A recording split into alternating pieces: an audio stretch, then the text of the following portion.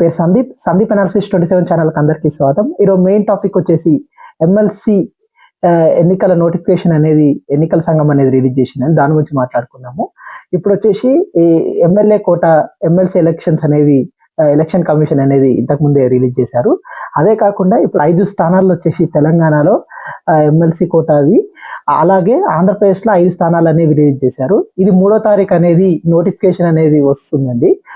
అలాగే 3వ తారీఖు నుంచి 10వ తారీఖు వరకు నామినేషన్స్ అనేవి వేస్తారు. అలాగే 13వ తారీఖు అనేది విత్డ్రావల్స్ అనేవి జరుగుతాయి. 20వ తారీఖు అనేది పోలింగ్ అనేది జరుగుతుంది.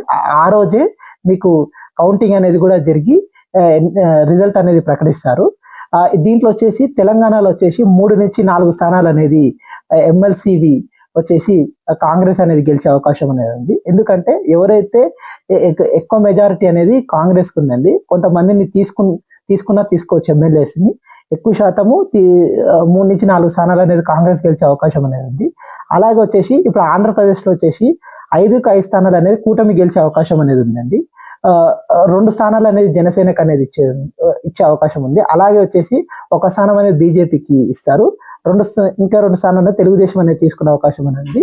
దీంట్లోనే నాగబాబు గారికి మంత్రి పదవి అనేది ఈ ఎమ్మెల్సీ కోటాలోనే ఇచ్చే అవకాశం అనేది ఉంది. ఇన్ఫర్మేషన్ కానీ మీకు నచ్చినట్టయితే దయచేసి నా ఛానల్ని సబ్స్క్రైబ్ చేయండి, లైక్ చేయండి, షేర్ చేయండి, కామెంట్ అనేది చేయండి. మీరు ఏమైనా కామెంట్ అనేది చేస్తే నాకు ఏందనేది అర్థమవుతుంది.